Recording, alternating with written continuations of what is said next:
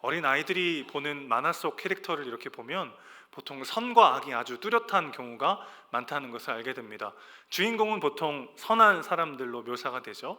그리고 악당들은 아주 처음부터 끝까지 악한 모습을 유지합니다. 그러다 가끔씩 착한 척 하다가 본 모습을 드러내는 악한 캐릭터들이 등장하면 아이들이 굉장히 당황하곤 하는데요. 겨울 왕국이라는 아이들 잘 보는 애니메이션이 있었어요. 거기에 한스 왕자라는 캐릭터가 있었는데 처음에는 이 주인공 엘사의 동생인 안나 공주를 진정으로 아끼고 사랑해주는 그런 사람으로 나옵니다. 그러다가 사실은 왕좌에 오르기 위해서 안나 공주를 이용했던 사람이라는 게 이게 밝혀지게 되는데 저희 아이들이 그 장면을 보다가 너무 깜짝 놀라는 거예요. 어떻게 이럴 수가 있을까? 막 눈동자가 막 흔들리면서 도저히 믿기지 않는 그런 상황을 보게 되는 거죠. 아이들의 눈에서는, 아이들의 수준에서는 사실은 선한 사람은 끝까지 선한 사람이고 악한 사람은 언제나 악한 사람인 경우가 많기 때문이죠. 그러나 실상 어른들의 세계에서는 선하기만 하거나 악하기만 한 사람이 오히려 찾기가 매우 어렵다는 것을 알게 됩니다. 인간은 모두 마음속에 선과 악이 공존하는 복잡한 존재들이기 때문이죠. 오늘 본문에 나오는 요나의 기도를 보면은 굉장히 복합적인 여러 감정들이 들게 됩니다. 물고기 뱃속에서의 요나의 기도를 오늘 본문은 다루고 있는데 요나는 지금 바다 밑으로 깊이 빠져가면서 당하는 고통에서 극적으로 구출되었어요. 요나는 바다에 던져져서 물에 가라앉아 가는 가운데 정신이 희미해져가는 그 상황 속에서도 하나님께 기도를 드렸습니다. 그 내용이 오늘 2장 4절에 요약되어 있고요. 그것을 2절과 7절에서 다시 말하고 있는 이런 방식의 기도가 오늘 기록되어 있는데 이 요나의 기도를 긍정적으로 해석하는 성경학자들이 있는가 하면은 부정적으로 해석하는 학자들도 있습니다. 이 두 가지의 주장들이 아주 첨예하게 대립하고 있는 것이죠. 부정적으로 보는 기도는 이 요나의 기도가 매우 자기중심적인 기도다라는 평가를 가지고 있습니다. 타인을 넌지시 정죄하는 듯한 기도가 오늘 기도에 포함이 되어 있죠. 또 받은 구원과 은혜에 대한 감사와 찬양이 있지만 정작 회개는 하나도 나오지 않습니다. 반대로 긍정적으로 보는 경우는 어떤 상황이냐면 이 요나가 절망의 한가운데에서도 하나님께 은혜를 구했고 결국 하나님의 구원을 경험했다라는 것을 이야기하죠. 자, 이렇게 평가가 극과 극인 이유가 무엇일까요? 요나의 기도 가운데 이 두 요소가 첨예하게 복합적으로 섞여 있기 때문인 것이죠. 하나님의 말씀에 불순종하던 완악한 요나도 절망의 깊은 나락에 빠지자 마침내 은혜를 구하게 되었습니다. 그래서 그는 삶의 가장 밑바닥에서 하나님의 은혜가 무엇인지를 비로소 경험했던 것이죠. 그러나 그럼에도 불구하고 여전히 그는 죄인이었어요.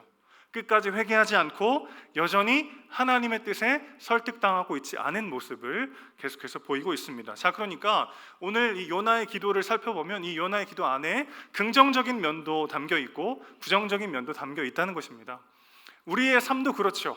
우리가 하나님 앞에 예배하고 하나님을 사랑하고 하나님 앞에 섬길 때에 그것이 온전히 나의 좋은 면만을 드러내는 게 아니라 그 가운데는 내 욕심도 들어가 있을 때가 있고 내 자기 만족과 나를 드러내려는 헛된 동기도 숨겨져 있을 때가 참 많이 있습니다. 우리도 요나 이 뒤섞여버린 기도를 보면서 오늘 우리의 삶을 돌아보는 시간이 되면 좋겠습니다. 먼저 요나의 이 기도의 긍정적인 면은요, 모든 것을 잃었을 때 하나님 한 분이면 충분하다는 것을 우리에게 가르쳐 줍니다. 2절 다시 한번 보실까요? 요나는 고난으로 인해서 여호와께 아뢰었더니 여호와께서 대답하셨다 이렇게 말합니다. 또 스올의 뱃속에서 부르짖었더니 주께서 나의 음성을 들으셨나이다 이렇게 고백합니다. 언뜻 보면 평범해 보이는 기도이지만 여러분 요나서 1장부터 요나가 어떤 마음가짐과 태도로 임해왔는지를 생각해 보면 아주 중요한 변화가 일어나고 있는 것을 보게 됩니다. 요나는 죽음의 위기 가운데서 다시 기도하기 시작했습니다. 하나님께서 니느웨로 가라고 하는 말씀을 주신 이후에 요나가 기도했다는 구절이 없어요. 풍랑의 위기 가운데에서도 그는 하나님께 간구하지 않았습니다. 차라리 나를 바다에 내던지라고 말하면 말했지 하나님 이 풍랑을 물리쳐 달라고 간구하지 않았던 요나입니다. 그런 그가 지금 다시 기도하기 시작했다는 거예요. 저는 이거 이렇게 표현하고 싶어요. 기어이 기도하게 만드시는 하나님의 잔인한 자비요. 은혜를 배우기 위해서 하나님의 그 은혜와 사랑을 누리기 위해서는 먼저 우리가 그 하나님의 은혜 아니면 살 수 없는 존재라는 것을 뼈저리게 자각해야만 하기 때문에 하나님은 기어이 우리를 그 상황으로 몰고 가실 때가 있다라는 것입니다. 사실 은혜를 정말 우리가 누리고 배우기 위해서 알아야 될 진리가 세 가지예요. 첫 번째는 우리가 정죄받아 마땅한 죄인이라는 사실을 뼈저리게 자각해야 합니다. 두 번째는요, 그런데 우리는 우리 스스로를 구원할 능력이 없다라는 것을 또 인정해야만 하죠. 그리고 그렇기 때문에 마지막 세 번째, 그런 우리를 구원하기 위해서 하나님께서 너무나도 값비싼 대가를 지불하셨다라는 것을 우리가 정말 마음 다해 깨달아야 합니다. 그래야 정말 은혜가 은혜인지를 깨닫게 되고 은혜를 제대로 누릴 수 있게 되더라는 것이죠. 지금 요나는 절망의 구렁텅이 속에 빠져가고 있어요. 아무런 소망이 없고 아무도 그를 살려줄 수 없는 절망의 한가운데에 빠져서 그는 기어이 하나님께 다시 기도하기 시작했습니다. 특별히 3절 보시면 그는 이렇게 말하죠. 주께서 나를 깊은 바다 가운데 던지셨다라고 이야기합니다. 이것도 참 첨예하게 대립되어 해석을 보면은 그가 지금 자기가 잘못해놓고 하나님이 던지셨다라고 잘못 기도하고 있다라고 보는 학자들도 있고, 그가 마침내 내가 정죄받아 마땅한 죄인이라는 것을 고백하고 있다라고 보기도 하죠. 그런데 굳이 둘 중 하나를 선택할 필요가 없습니다. 우리도 사실은 하나님께 회개하고 나아가고 하나님께 간구하며 기도할 때 이 두 마음이 다 있잖아요. 고난 가운데 주님, 제가 주님만 의지합니다, 주님만 바라봅니다, 저를 도와주십시오 기도하기도 하지만 우리 가운데 하나님에 대한 원망과 비난도 섞여 있을 때가 있죠. 그런데 하나님은 요나가 지금 다시 기도하기 시작했다는 것을 집중하고 계신 것이죠. 그 요나의 기도를 듣고 계시더라는 것입니다. 하나님 지금 어디로 요나를 몰아가고 계신 거예요? 기어이 그가 기도하지 않으면 살 수 없는 환경 속으로 밀어내고 계신 것이죠. 우리는 나는 그래도 비교적 괜찮은 죄인인 줄 알았다가 이런 하나님의 잔인한 자비가 시작되면 내가 얼마나 죄인 중에 개수인가를 깨달아 알게 되는 것이죠. 제가 대안학교 교사를 하다가 하나님께서 저를 목회자로 부르셨다는 소명을 받은 적이 있습니다. 너무 막 감격스럽고 감사해서 제가 감사원금을 드리려고 했어요. 그때 수중에 그 월급을 받고 남은 돈 10만 원이 있었습니다. 10만 원. 빳빳한 신권으로 10만 원이 있었는데 감사하는 마음에 제가 5만 원을 드리려고 주일에 이제 지갑을 열어서 펴는데 그만 너무 신권이란 나머지 두 장이 다 나온 거예요. 그래서 제가 후덜덜 하면서 갑자기 지갑에다 5만 원을 넣었던 기억이 납니다. 너무 아이러니한 상황 아니에요? 하나님 저를 목회자로 부르심을 감사합니다. 제가 저의 삶을 주님께 드리겠습니다. 그러나 5만 원은 못 드리겠어요, 주님. 이러고 있는 거잖아요. 이게 우리들의 모습이라는 거죠. 겉으로는 하나님께 내 삶을 다 드리고 하나님을 사랑하고 하나님을 위한 삶을 살아가겠다고 다짐하지만 속으로는 여전히 내 삶 가운데 내가 가장 중요하고 내 욕심과 내 자존심과 내 계획대로 살아가려고 하는 마음이 우리 안에 여전히 남아 있더라는 것입니다. 그래서 하나님은요, 그것을 뼈저리게 자각하게 하시는 거죠. 내가 그래도 옆 사람보다는 비교적 괜찮은 사람이라고 하는 헛된 우월감에 빠져 있을 때 하나님은 내가 정말 기도하지 않으면 소망 없는 죄인이라는 것을 계속해서 자각시키고 직면하게 하시더라는 것입니다. 우리가 정죄받아 마땅한 죄인이다, 아무도 나를 구원할 수 없고 정말 하나님의 은혜 아니면 살 수 없는 죄인이라는 것을 깊이 자각하는 데서 은혜를 누리는 출발점이 시작되는 것이죠. 또 우리에게는 스스로를 구원할 능력이 없다는 것을 하나님은 알게 하십니다. 6절 보시면 내가 산의 뿌리까지 내려갔사오며 땅이 나를 막았다라고 이야기합니다. 그러니까 지금 요나는요, 다시 올라가고 싶지만 무언가 나를 막고 있다라고 말하고 있는 거죠. 여러분, 죄라는 게 뭡니까? 진짜 가치 있는 것을 알아보지 못하는 우리의 존재적 망가짐의 상태를 죄라고 정의할 수 있습니다. 그러니까 여러분, 하나님이냐 돈이냐 고민한다는 것 자체가 우리가 얼마나 망가졌는지를 증명하는 요소라는 거죠. 하나님이냐 사람의 인정과 칭찬이냐, 이것이 고민된다는 것 자체가 우리가 정말 영원한 가치를 바라보지 못하고 있다는 것의 결정적 증거라는 것입니다.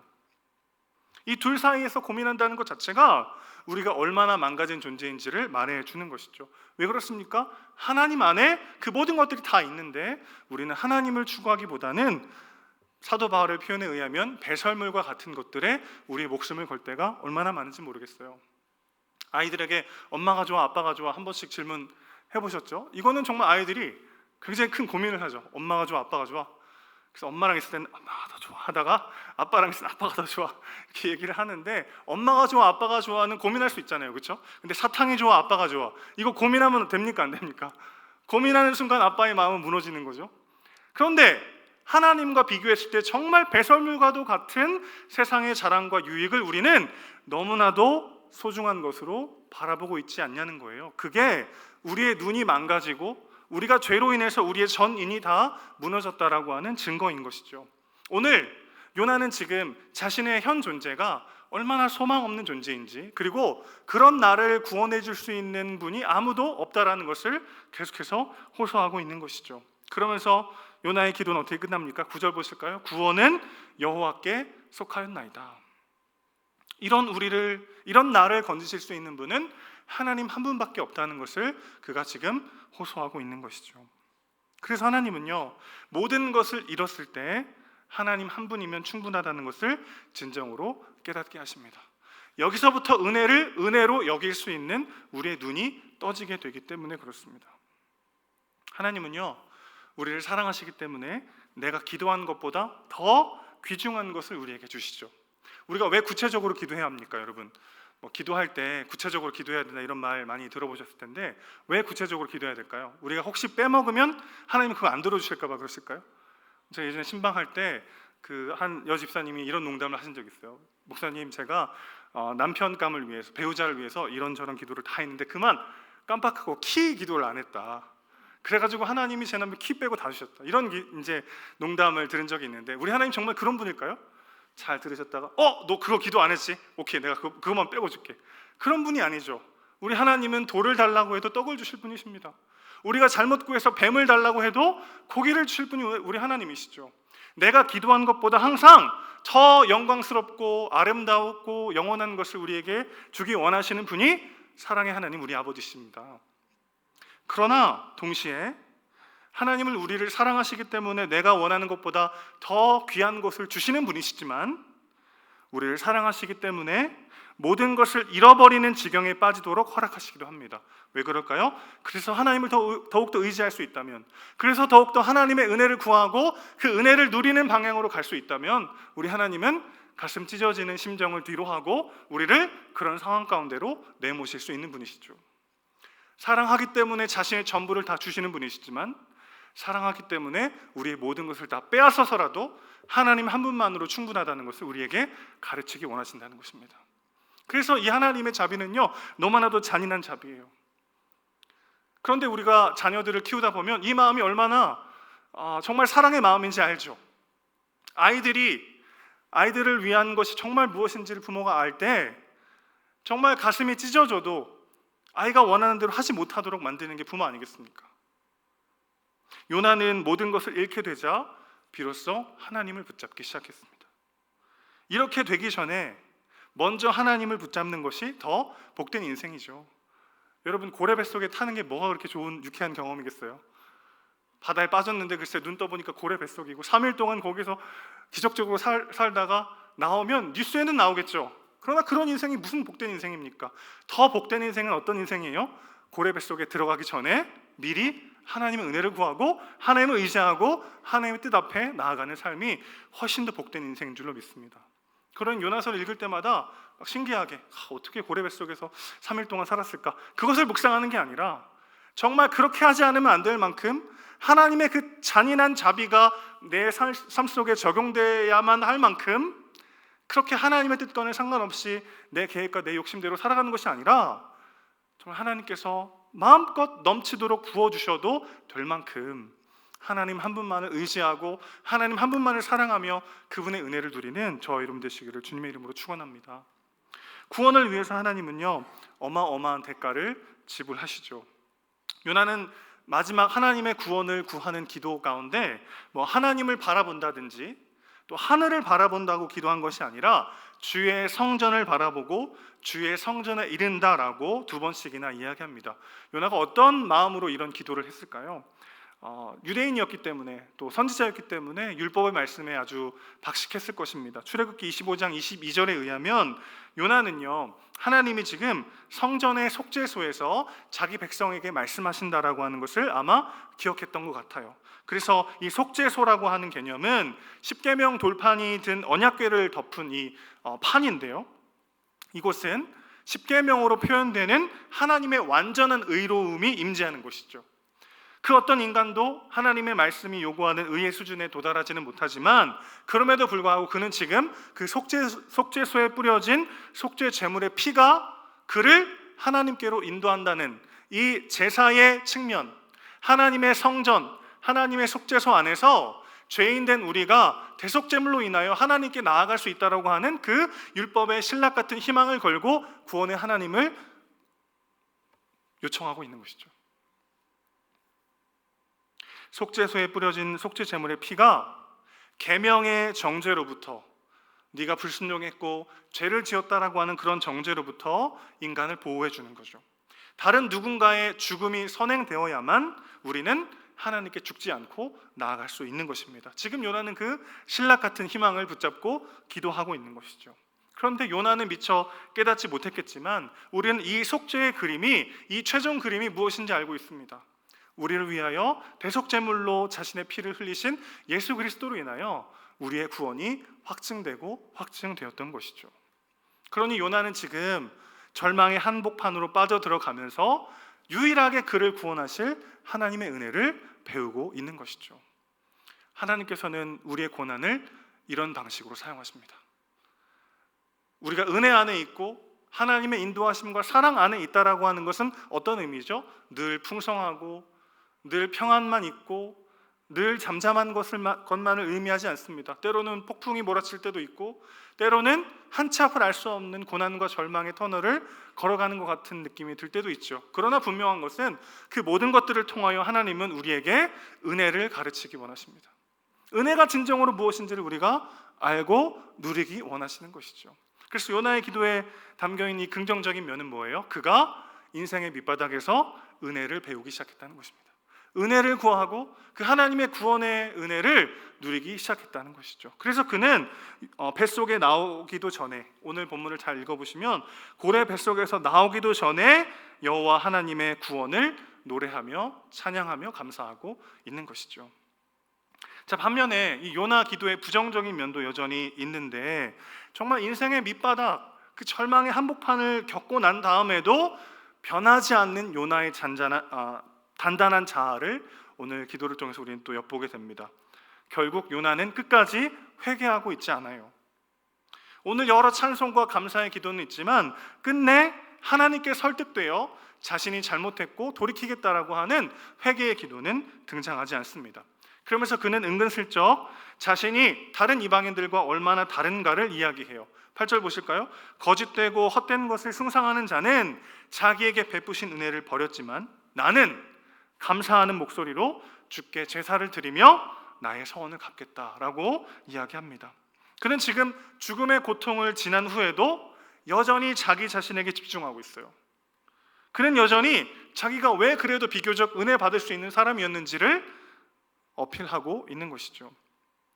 요나에게 필요한 것은 지금 회개인데 그는 스스로 자신의 의로움을 내보이고 있는 것입니다. 그래서 요나의 기도를 다시 한번 잘 보면요, 2장 2절에서 이렇게 말하죠. 나의 기도에 여호와께서 응답하셨다.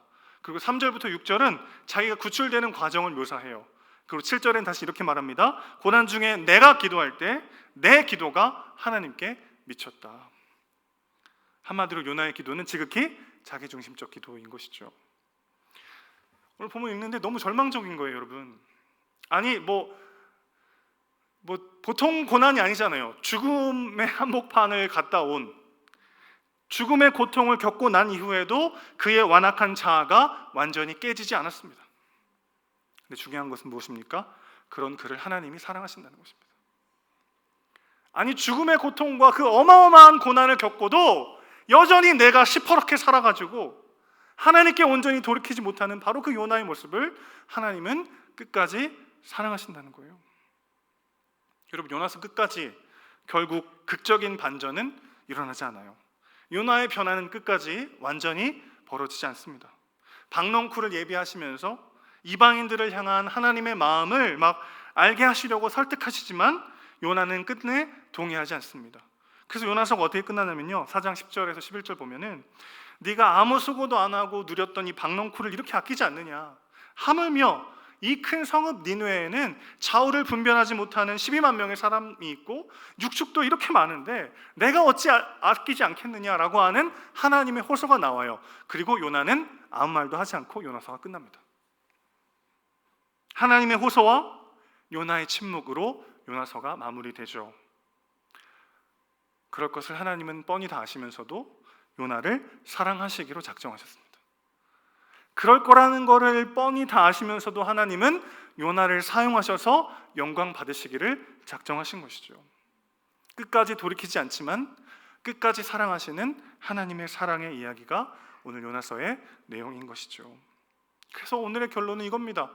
하나님의 은혜 아니면 우리는 살 수 없는 존재라는 것입니다. 그 어떤 고난과 하나님의 어마어마한 잔인한 자비가 내 삶 속에 와서 어느 정도 조금 변하는 것 같고 조금 더 하나님의 말씀에 순종하는 것 같은 모습을 보일 때도 있지만 여전히 내 마음의 중심에는 내가 제일 중요하고 나를 중심으로 모든 세상을 해석하고자 하는 그런 죄성이 시퍼렇게 살아있는 것이죠. 그런데 그런 나를 하나님은 변함없이 사랑하시더라. 그리고 그런 나를 통해서 기어이 하나님의 완전하신 뜻을 이루어 가시기로 작정하셨습니다. 그러니까 여러분, 우리의 소망 없음과 그분의 신실하신 사랑, 그리고 그분의 전능하신 능력, 이것이 합쳐질 때 비로소 우리는 은혜를 은혜로 배우게 되는 것이죠. 그 은혜가 뭔지를 진짜 깨닫게 되는 것이죠. 그 은혜를 깨달은 자야만 내 삶을 들어 하나님께 내어드리고자 하는 열망이 생겨나게 되는 것입니다. 여러분의 하나님은 어떤 하나님이십니까? 비교적 고마운 분? 그래도 내 인생에 많은 도움을 주신 고마운 분으로 끝나서는 안 되죠. 정말 소망 없고 절망적인 내 인생을 끝까지 사랑하시고 기어이 내 삶을 하나님 보시기에 아름다운 하나님의 자녀의 삶으로 완성시키시는 정말 은혜의 하나님이요, 다른 것으로는 바꿀 수 없는 내 인생의 유일한 구원자, 그 하나님으로 내 삶 속에 다가올 때 그 은혜가 우리의 삶을 뒤집어 놓게 될 줄로 믿습니다. 그런 사람들은 이렇게 고백하는 거죠. 주님, 오늘도 제가 은혜 아니면 살 수 없습니다. 오늘도 하나님의 은혜 아니면 나는 단 한순간도 살 수 없습니다. 그 고백이 살아있을 때 그 어떤 절망과 고난과 폭풍 가운데서도 우리의 삶을 기어이 끌고 가시고 완성하시는 그 하나님의 일하심을 목도하게 될 줄로 믿습니다. 코로나가 언제 끝날지 아무도 알 수 없고 당장 내일 어떤 일이 벌어질지 아무도 재단할 수 없지만, 그러나 우리가 아는 것은 이거 한 가지입니다. 하나님께서 우리를 사랑하시고 사용하시기로 작정하셨습니다. 그 은혜는 변하지 않습니다. 그리고 우리는 그 은혜로만 사는 존재인 줄로 믿습니다.